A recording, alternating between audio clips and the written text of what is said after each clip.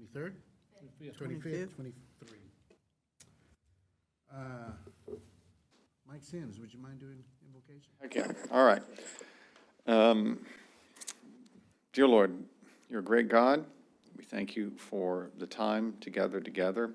We know, dear Lord, that you blessed this land back in 1873 when this town was founded. You have been a steward and a blessing and a guide and an ever-present hope in time of trouble for our community for 150 years. And we pray, dear Lord, that you would continue to bless us, bless the children here in town, bless this body that you have assembled together to be the leadership of the TIRZ board and the staff here supporting them so that wise decisions could be made, so that generations after us would be able to enjoy the blessings of our service. We thank you, dear Lord, for this food, and in Jesus' name we pray. Amen. Will you stand and do the pledge of allegiance? Right.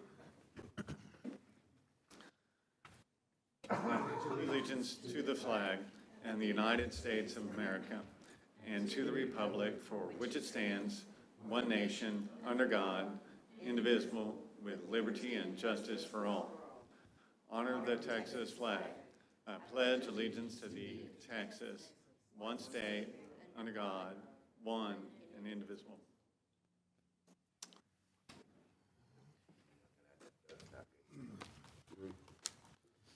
I hope everyone's had a moment to take a look at the minutes.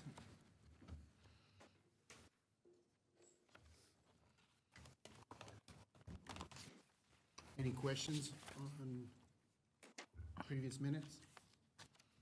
No, I don't. Can I get a motion to approve? I move that we approve the minutes from September 13th, 2023. All right, can I get a second? I'll second. All those in favor? Aye. Any opposed? All right. That takes us to 6.1. Discuss the Las Lomas agreement. So I'm going to flip over to agenda item page 7. Agenda item page 7 is a proposal that we received quite some time ago, and it's kind of percolated through our engineering department and over to City Council. Our source of money for this is a big thank you to the Kaufman County Commissioners Court, because we have an existing agreement with them from back in the 2019 county bond program period. And under that existing agreement we have with them, we had money from the county bond program available for the Las Lomas crossing at US 80. So that's a grade separated crossing. That's the bridge over the railroad tracks and over US 80. This is very timely for everybody here in Terrell, because obviously we're under construction now with what I always remind people is the ultimate, we can't do anything else, it's as big as it's ever going to be, intersection at 80, 148, the railroad tracks in 205. So when they're done, allegedly, I believe September of 2024, when they're done in September 2024, you know, it's not getting any bigger unless somebody around here wants to pay $100 million to Union Pacific to build a bridge there, and I don't think anybody's ever going to have that money, right? So that intersection is the way it's going to be.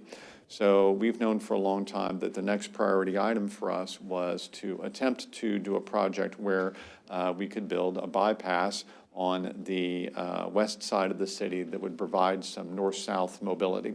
And that's obviously the Las Lomas Boulevard project. And step one there was always build the bridge and get the bridge over the railroad tracks at that location. So probably 10 years ago, Steve Rogers and I worked through a little project where when we extended Las Lomas and Apache Trail and made that intersection that's over there at the Walmart distribution facility, and we got the construction of the ramps done over there for what used to be County Road 305, stranded bridge you couldn't get to. Now it's the Los Lomas Bridge that actually has exit ramps and entrance ramps to it.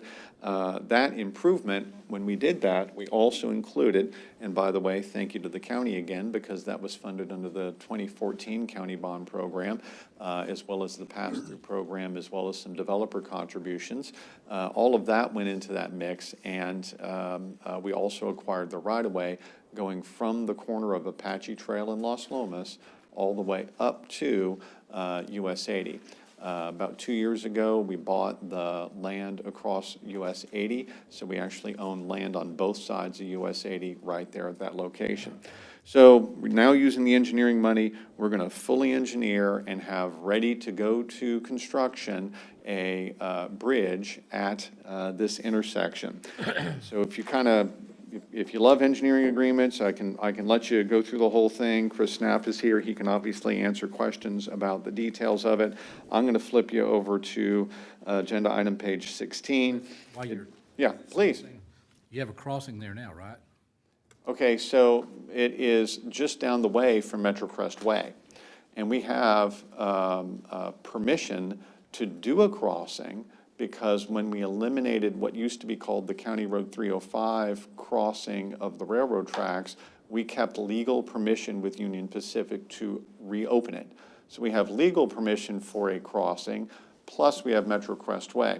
So later in my presentation, I was going to say our battle plan is, once we have a fully engineered roadway and bridge, I want to go to the Regional Transportation Council, TxDOT, so on down the line, get pollsters' help, and try to attract full funding for that project. Who knows if we'll get full funding, but we'll try to attract full funding on it in exchange for giving up our on-paper Old County Road 305 crossing and closing MetroCrest Way. That'll be the deal we attempt to do. I was really looking for a railroad crossing to use. Oh, sorry, no. I'm giving it up, right? I can't help you on that one. Started off in the ditch, so hey, you know, Yeah, no, we're y'all gonna use it. yeah, as you would expect of the city of Terrell, we're wheeling and dealing, and we have all of our cards lined up. So, sorry, going back to, I think it was agenda item page 17, maybe, is that right? 16. 16 has the price tag on there for you, so you can see all the breakdown. I love the phase here that says final engineering and bid phase services. That's the part I like. So that's $1.4 million roughly.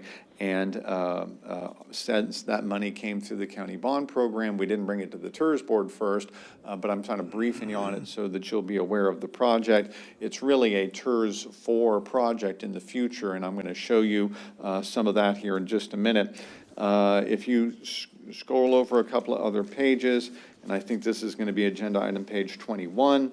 Agenda item page 21 has probably not the world's most beautiful schematic, but it is a little bit of a drawing about what that idea looks like.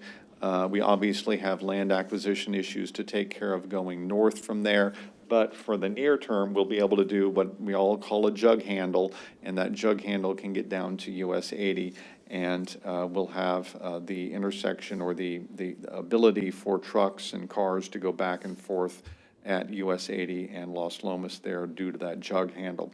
So we'll also have the ability to get this bid as 4 lanes or as 2 lanes. So that's an important part of the piece of our work as well. And then we actually already own the land. This is what I was referring to related to right-of-way. We actually own a part of what Nucor uses right now as their lay-down yard back over there. So you can see it looks like we're cutting across their property. That's actually property we already own right there through that little Nucor parking area there. So that's a quick overview of it. I actually wanted to show you this map. This map really helps kind of think about how does that work long term. And this is why I wanted to bring it up as a TIRZ 4 project, because there's always the next thing. So what do you see out in the real world right now? If you drive past the old racetrack and glance by while you're driving 85 miles an hour out there, what you'll see is that behind where the old racetrack was, there's a road under construction. And I don't know why Steve Rogers and Chris Knapp allowed a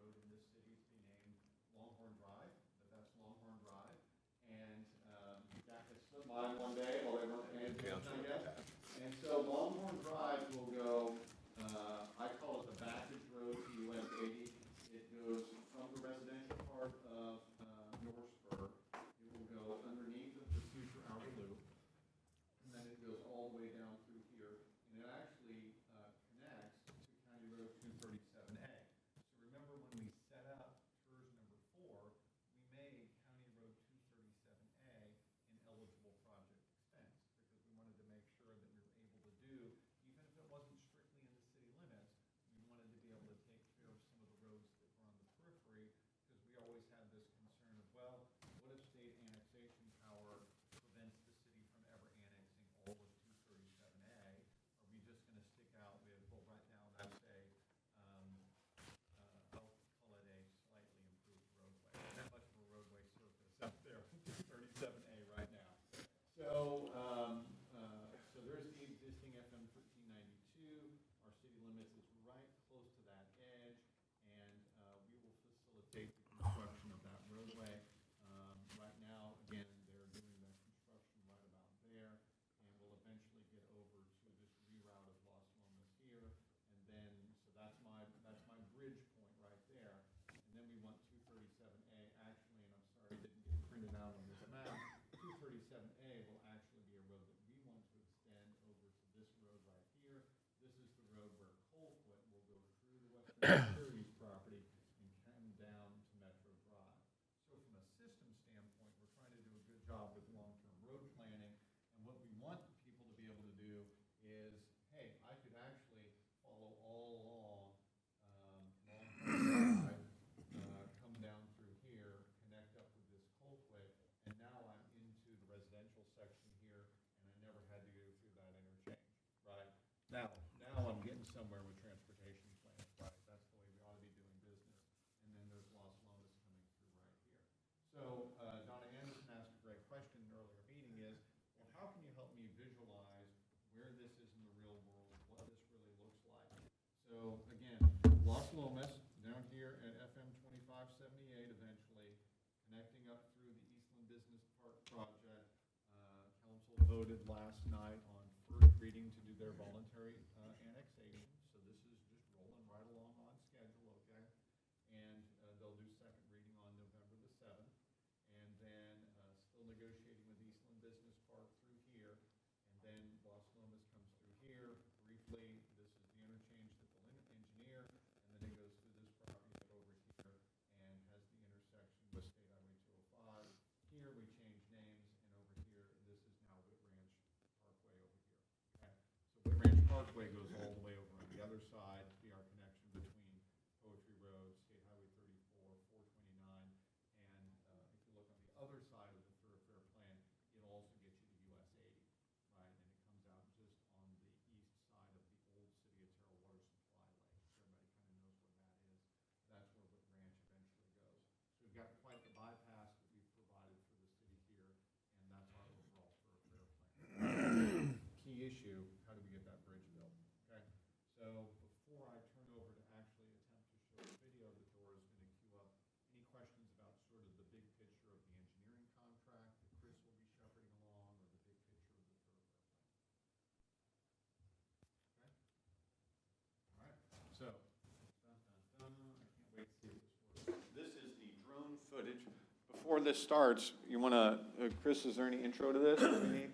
When you look at this drone here, right now, currently, we're standing, the drone is directly above Highway 80, Okay. okay? So, the drone, we're looking directly north, and we're above Highway 80. So, go ahead and play it, Dora. We're about on the Highway 80, but we're about, We're going to be right above where Los Lomas Bridge is going to be. okay. So there's the power lines, and there's Highway 80 right there.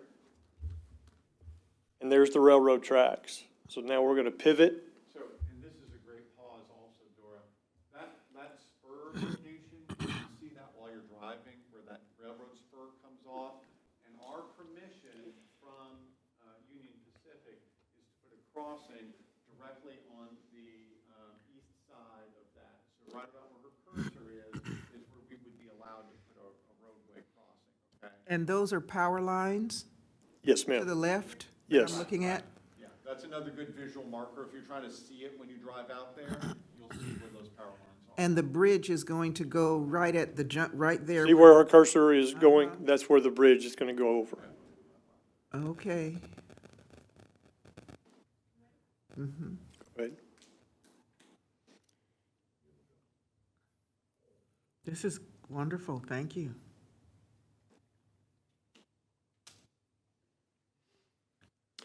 You're starting to see the corner of Nucor steel right there. Now he's basically gonna fly the direction of that road that we are proposing to do. Now, is that road along that fence? Pause it line? right there. If you see the, with the cursor, you can see the road is projected to go just like that right there. Okay, It's gonna connect right towards it. it's following the tree line That's correct. to the left, that curve. We already have almost, it looks like almost a right of way right there. Uh-huh, There's a fence right here, mm-hmm, there's a fence right here. So okay. this is gonna be connecting right here where it's. Right to here, to that And it's existing gonna run road. directly underneath the power line and curve this direction. So we're gonna get, just like the map you saw earlier, this tip of Nucor that we already currently own. This is how that road is gonna go. Go ahead and play it.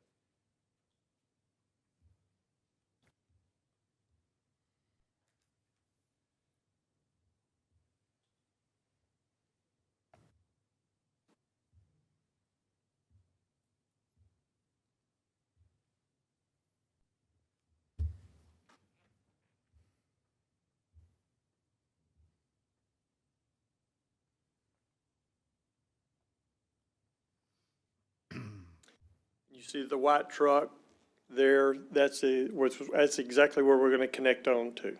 And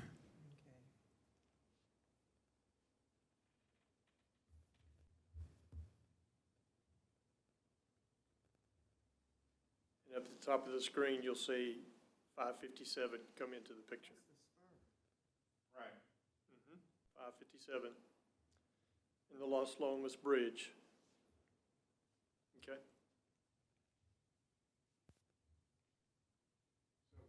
Can you go back to that last, or 1 second? Yeah, just right there is fine. So again, think about future. All we have funding for the engineering of today is what we just flew in that drone right then and there, okay? The Eastland Business Park project is necessary for going from that cul-de-sac on the south, the far side in that video is going south, right? In order to pick up and go south from that point, I need the Eastland Business Park project to start their development process and go through all of those steps, right? And so we're still negotiating with those guys in TIRZ #3 to get all of that taken care of. But that's all dependent upon that next step right there, okay?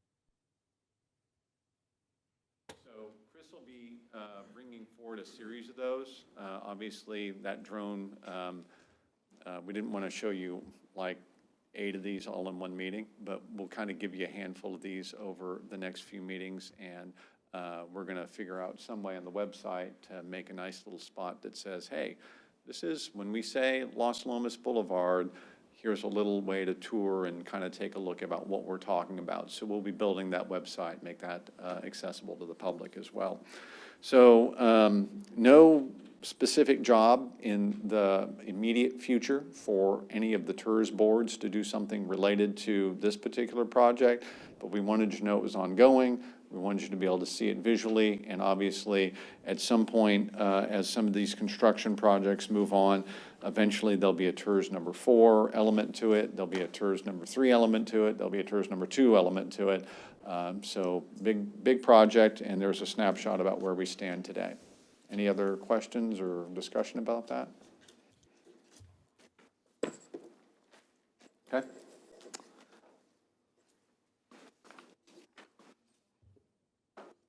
Okay. 7.1, discuss, consider resolution updating tax increment refinance zone #3. Okay, so this is, I don't know if I want to call it complicated or pretty darn straightforward. I guess I'll call the straightforward side of it goes like this. We have a participation agreement in place with the county.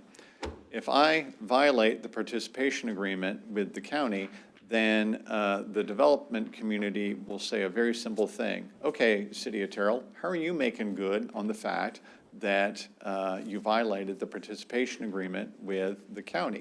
It says right there in black and white in our existing signed agreement with the county that if we violate it, we have to make good for it.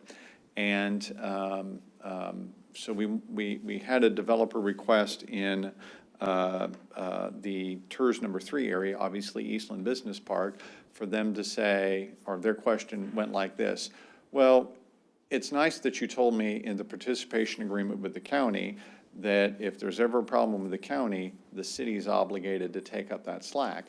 But you didn't tell me how you're going to do it, so therefore, couldn't you give me some more meat on the bone about how? And so that's where we stand today. We want to do an amendment to the TIRZ 3 authorization ordinance that answers that legal contingency, okay? And we thought that was fair and square as a request from the Eastland Business Park developer, and want to show you what the idea here is. There's some elements of it that show up in our final project plan. So again, I'm on where it says draft TIRZ number 3 resolution 2023-blank, and section 2 says the final plan attached here to is Exhibit A is hereby adopted and approved. So it was important to go back into our preliminary project plan, finance plan, and make the changes necessary to clarify all of these topics. So I've got another handout for you here that says P3 Works on the top of it. P3 Works is our consulting firm that does our work for us related to tax increment refinance districts. And remember, under state law, you initially adopt a preliminary plan, and then after it gets approved by the county, approved by the city, and after you make sure that everything in it is just exactly the way you want it, you have to then vote by city ordinance that you've now created your final project plan, finance plan, okay? Obviously, we don't change any of the elements that are related to the county participation when we do the final one, but we are going to propose a couple of changes related to the city side of it, and I'll show you where those are. So the first one you want to do is, conveniently enough, when we printed this wonderful document, it printed as an 11 by 17. So it's easy to find. Exhibit E1 is the one that sticks way out here as feasibility study. Feasibility study is where it's doing all of the math of saying, hey, what's the county contribution? What's the city contribution? If they really build all of these billions of dollars of development and blah, blah, blah, this one has $620 million of private investment. If they build all of that, what are the taxes and where does that money go? All right. So again, not to give you a headache, but let's use as, for example, year number 11. Year number 11, I've got annual added value, $35 million. They built 35 million new, or had $35 million of new value come online that year. That means there's $604 million of new taxable value that year. That means $601 million of it is new incremental value. The city is putting in 80%. That means we're writing a check for $2.7 million. That means I'm retaining 1.5 million. And then I've got the county part of that, 90%, $1.3 million, and retained new revenue, $423,000. And then I've got my annual and my cumulative. Annual to the TIRZ is $4 million. Okay, great, pretty straightforward. And that's the base case if the city does, as we all expect it to do, the city abides by the participation agreement with Kaufman County. That's the way it would work out, and that's basically the same sheet that we've got in your existing preliminary plan, finance plan. So now let's flip over and look at the back side of that page. So sorry it printed two-sided here, but if you flip it over, you can look at the opposite side of the page, and now let's read through it and say, oh, okay, how does this work if we go through the process and say, okay, year 11, I still added $35 million in new annual value. I have a new taxable value overall of 604 million. 601 million is incremental value. And then I say, oh, okay, the city is going to say, you know what? We violated the agreement with the county, we're the idiots, and so here we are, now we're at 100%, $3.387 million is our contribution. We retain some money off of that, and then we go and we say, oh, look, here's the county at 0%. As you would expect, if in year one, we modeled it as if we violated the agreement year one, right? Of course, we hope that we wouldn't violate it ever, but in order to have a model that showed the ultimate worst-case scenario, right? Right out of the box, we put an apartment complex up. County says, yep, we're out. Great, moving on. County's out. What are we obligated to do? So then we see that they retain all of their revenue, and there's a total of 3.387 million because that's our contribution to it. Now, we would still have additional to make up, right? Because that doesn't quite get me there. That doesn't quite get me to that full 4 million on the other page, but it does show that the TIRZ would be putting in that full dollar amount. So again, I view this as legal contingency. I don't necessarily think that the city's ever going to be in a position where, goodness gracious, why would we want to violate our participation agreement with the county? But we did think it was a fair request from the developer to say, hey, put it on paper, show what it looks like if the city does do that. Perfectly good transparency, disclosure, and what would the financial model look like if we really did violate the agreement. We're not planning on it, don't want to do it. I hope we never ever look at page E2 and have to do anything with it, right? But it's there because that's the world of legal contingencies. I have a question. Yes, ma'am. The, using the year 11 as the example, retained new, under county, retained new value or new revenue, does that mean that the money that they were going to invest, that 1.8 million, is what they're going to keep? Exactly. Yeah. Yeah. Yeah. So they're not. Yeah. And by the way, this is one of the reasons that I would fully expect the city to always abide by the participation agreement, because why would we ever give up the revenue associated with what the county has been willing to put into the deal, right? That's a huge issue. Now, I will find just quickly the other item that I wanted to point out in here, which was, again, a contingency measure. The other contingency measure shows up on page 13. So now I'm out of the exhibits, and I'm going to go back into the meat of the document and show you the phrasing here. So look at section 13.2. Section 13.2, right now, remember how we wrote up the existing document. It's got a turn of phrase in it that says, hey, it's a 40-year agreement. On the other hand, if we didn't get everything paid off in 40 years, it can extend in order to pay off debt associated with the project, okay? So when we looked at that, we said, our own lawyers said, hey, you know what? We really should have put a firm end date on it. What firm end date are we going to put on it? So this is, again, very legal reading. So let's read through it. It's going to terminate on the earlier of December 31st, 2073, or the last to occur of the following events: 40 years after the date it issues its first bonds, the date on which all public infrastructure costs required for full development of the property, including debt service, is extinguished, or if no bonds are issued, blah, blah, blah, the date on which all project costs have been paid in full. Goodness, now my head hurts, right? So what are we really saying here? Number one, it doesn't change anything related to the county. The county's out on the deal in 2063 anyway. That's what the participation agreement says. On the other hand, again, the concept goes like this. What if the TIRZ board in 2043 decides to authorize that they borrow money and that they apply that as debt that we want to keep paying? Well, when does the TIRZ board end, right? When does the TIRZ end? Well, instead of being not quite clear about that, because the existing language says whenever the bonds get paid off, now we say specifically, we don't care if the bonds extended to 20 83.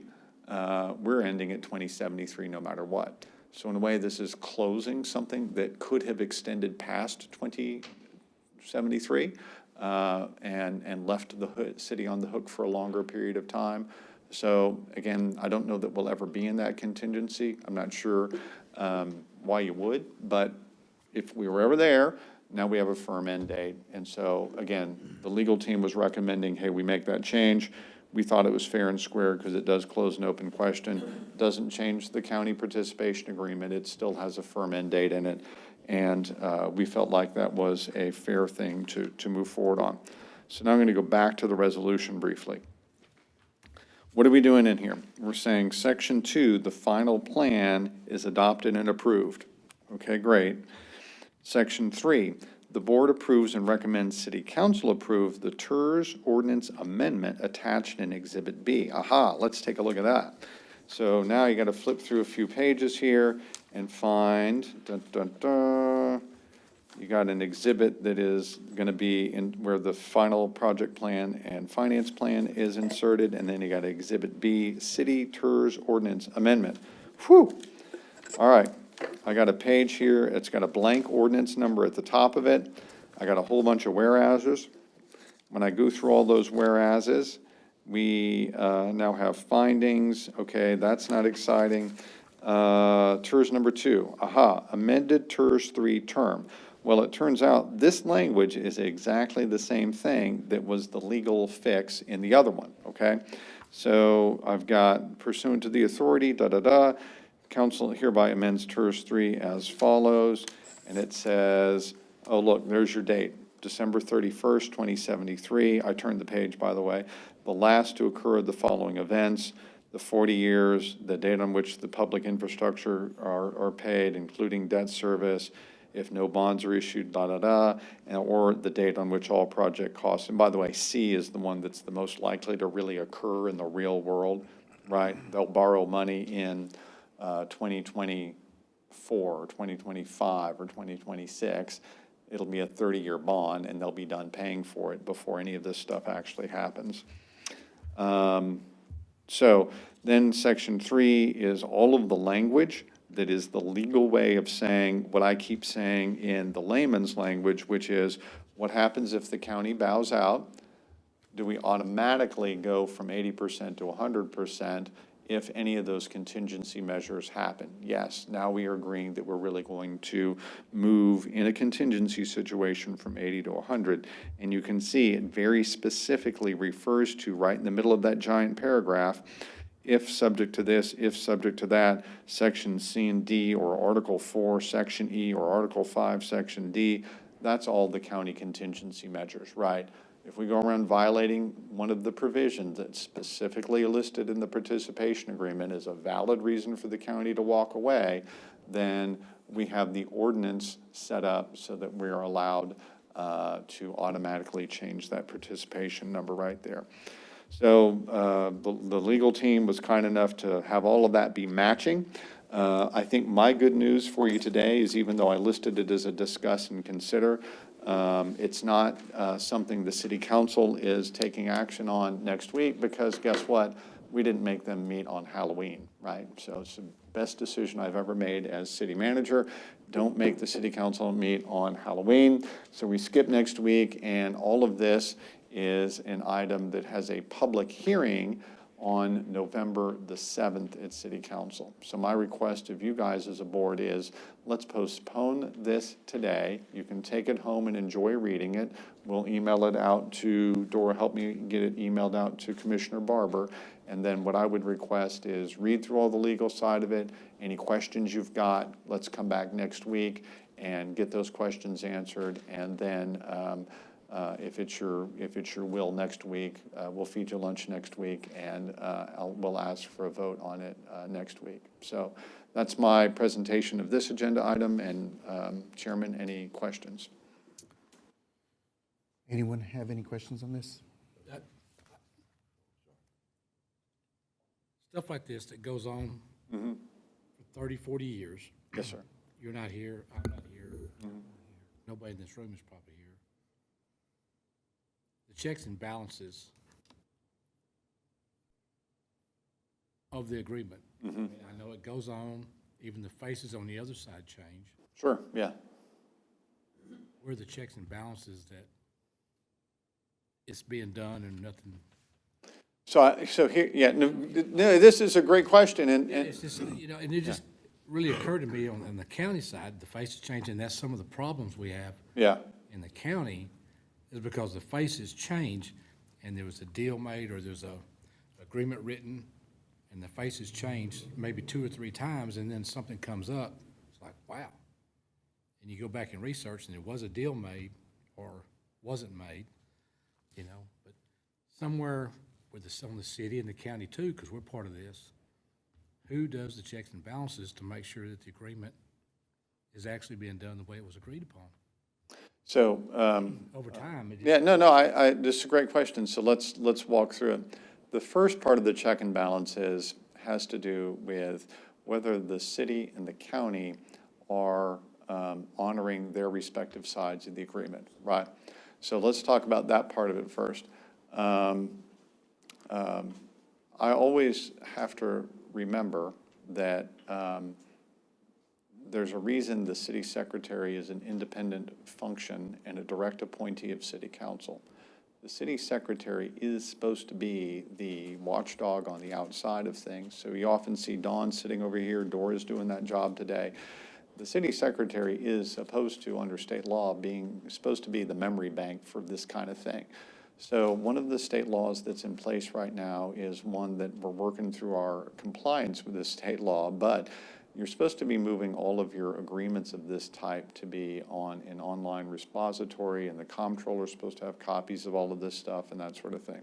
So as we're moving through our compliance mechanism with that, that is part of the job that we're supposed to do, and even our auditors are supposed to look at that on an annual basis to say, do you have all your development agreements, all of your TIRZ-related agreements, all of your public improvement-related agreements, and are you actually in compliance with those on a regular basis? So your city secretary is supposed to look at it, and then you're out there in the public. If the comptroller sees something, that's fine. I don't know how much they're really looking at it. On the other hand, your auditor should be looking at it to say, hey, wait a minute, that's $3 million, and did all of that follow the rules that we're supposed to follow? the math, I understand. Right, There's checks and balances on the math side. yeah. And the distribution of the tax. Well, and I'm warming myself up to be able to tell you a compliance issue that we just got in the middle of, right? So we just did this with Buc-ee's. They helped pay for the traffic signal at Crossroads and FM 148 many years ago. So this is back in 2015, 2016.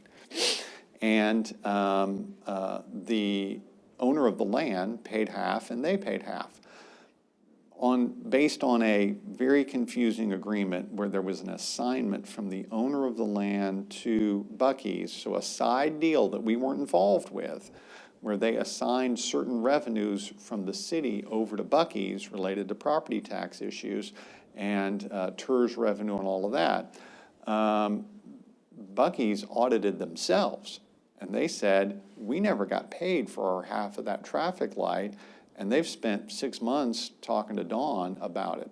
And I kept looking at it, and our attorney kept looking at it saying, we're not due to pay you that, because look at this assignment letter. Again, we didn't write the assignment letter, we weren't parties to it, and we said, if I write you this check, then I'm going to be out of compliance with my audit because for a $250,000 check, I need to have something on file where my auditor can look at it and say the backup material was accurate. So if I put that assignment letter in there as it was currently written, along with their invoice and said I paid it, the auditor should read it and should say, you violated this agreement. You should not have made that $250,000 payment, okay? And so what we told Buc-ee's was like, we're suing you. You're supposed to pay us that $250,000. We said, no, you're reading it wrong. And so we went back and forth with that for a little while. We finally said, look, guys, it's an assignment letter that we're not party to. If you think that you were assigned that and I don't, then you need to get the original assignment person, George Allen, to reword the assignment letter and send it to you. The agreement's still valid, and we said, look, we would accept it if it came with different legal language. So they finally sent that in, and we said, great, now that will pass an audit, and now we will release it for payment, because now the paperwork I can put in there has the updated assignment language in it. And I'm just telling you that as a long story to say, it really does happen that we obey our auditors. We anticipate that we will be audited, and we connect big checks to paperwork and make sure that the file says that that's really happening and really happened correctly. So I think we have an internal process for that relies on that kind of checks and balances. I would say that if I then turn my attention to on the developer side of it, here's a thing you're not voting on today, which I would say is really, really important. We didn't bring to you the Eastland Business Park agreement today because we're still haggling with the Eastland Business Park guys about all of the fine details of the Eastland Business Park agreement. We got issues related to Sage Hill and Los Lomas and drainage and da-da-da. They're all fairly minor, and we're just not there yet, so I'm not bringing that forward. When I bring that forward to you, I think it would be important to read through it. I think we've done this, but it's important to read through it. I think that there's that also that check and balance there of saying, did we write it in a way where it's enforceable over time? It's clear enough that people can go through it and audit it, and we actually are holding the developer to certain performance standards, right? So I think we've incorporated all of that in there because we've had a lot of good legal advice over the last decade about how to do that. But yeah, I mean, that's in the eye of the beholder, right? You got to read it and be happy with it. For instance, we Yeah. got in there about y'all maintaining an ISO 2. Yeah, About certain Right. percentages of build out right, and staffing that y'all have to provide yeah, to the area in the TIRZ. yeah, I mean, if the faces change before they build out, parties aren't here to say, hey, they've already reached their percentage, they haven't got their staffing up, they're not maintaining an ISO 2. yeah. That's why the financial stuff and all the documentation and the auditing is really done. So who audits that type of stuff? That's really kind of out of the. Yeah, I mean, I don't mean to say that something has to be the county role. I think my suggestion for you would be, to me, I would almost say, hey, you know what, county fire marshal, I want to assign you this job, you know? I mean, to me, getting some sort of memo to file from the county commissioner's court to the fire marshal that says, stick it in your standard operating procedures to check ISO ratings of all cities with TIRZ agreements on a regular basis, blah, blah, blah, look for these things. To me, I can't make someone internal to your operation be the police officer on that, right? But it strikes me that, you know, if that's your area of interest, I think you should figure out how, because I'm not an expert in counties, how would a county assign that responsibility within the county, right? You know? Well, I mean, it's Yeah, just, yeah. it just kind of dawned on me. No, that's fine, yeah, Who, I mean, because y'all are responsible to meet the demand, right, we're responsible to trust but verify. right, yeah, yeah. So, I mean, No, I think it's a perfectly fine idea, but I guess I'm trying to say, I know the first step that I'm responsible for city manager is we just borrowed $27 million so that we can build fire station number 3. We're building it at a point where our newly developed areas on the west side will benefit from that location, and I'll be able to know that, hey, I got a fire station under construction there. I'm going to be able to maintain that ISO rating. I've got some plans off to the side to do X, Y, Z other things related to fire service. I got, you know, hopefully over the next year and a half, we'll be hiring 10 new firefighters to staff that, blah, blah, blah. I think I got my ducks in a row, and really that's thanks to Shane LaCroix, right? That we're rolling on that direction. So I can say, hey, for the next 5 to 10 years, I think I got you covered because we've invested enough in that topic. Where will we stand 15, 20 years down the line? Well, you and I both know that if I'm not here and you're not there, you know, our those who follow us need to step it up and know that they have to administer the contract. I'm still administering the AutoZone contract from 2003, and I got to go check it every year and make sure AutoZone's doing the right thing with their agreement that they were supposed to be performing for us. So, I mean, people in my position, people in your position, we inherit agreements and we got to manage them. Yeah. So, it's a good discussion. I'm just, Yeah, it's a responsibility, yeah. I wasn't handed a book that said these are the Right, yeah. 175 years. you Yeah, know. yeah. Well, and again, I was handed a bunch of things that were in limbo legally. well, yeah, and again, this is where I fail to be an expert in the way a county would do it. In a city, the city secretary would say, hey, brand-new city manager, everybody died off, nobody was there to verbally tell you these things, but I got a list, and I got some stuff as city secretary that I know the city manager is supposed to be doing.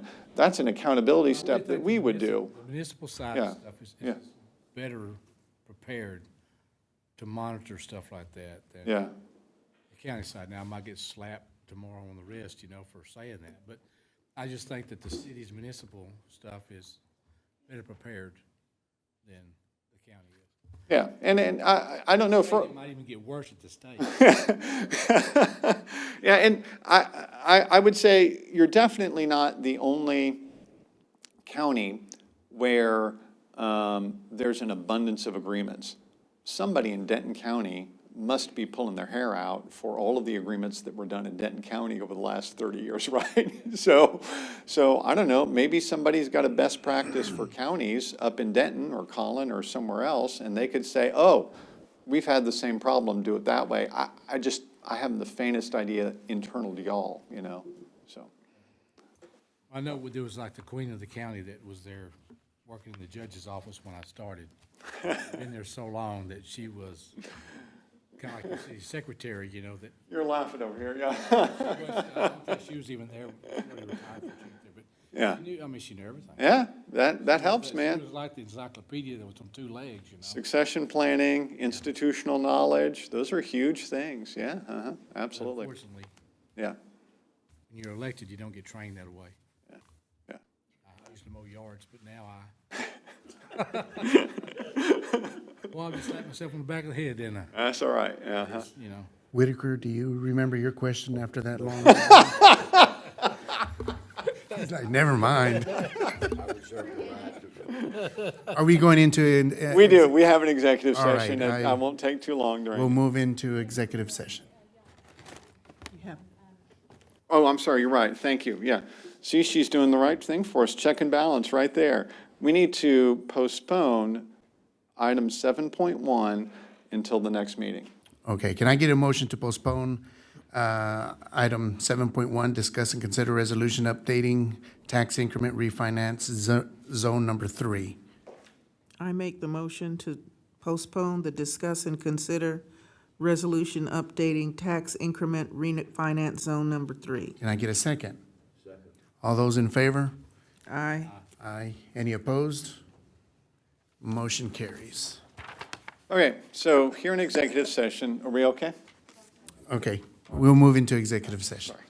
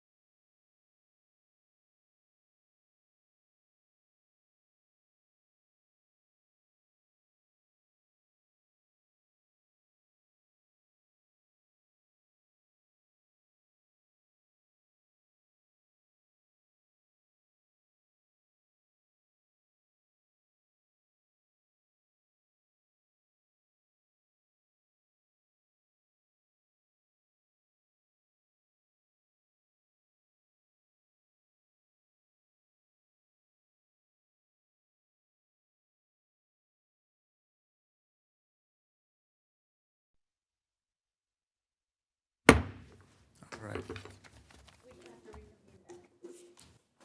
Okay. Let's reconvene back out of executive session into regular session, and then we can adjourn. All right. Good. Guys, thank you very much. I know sometimes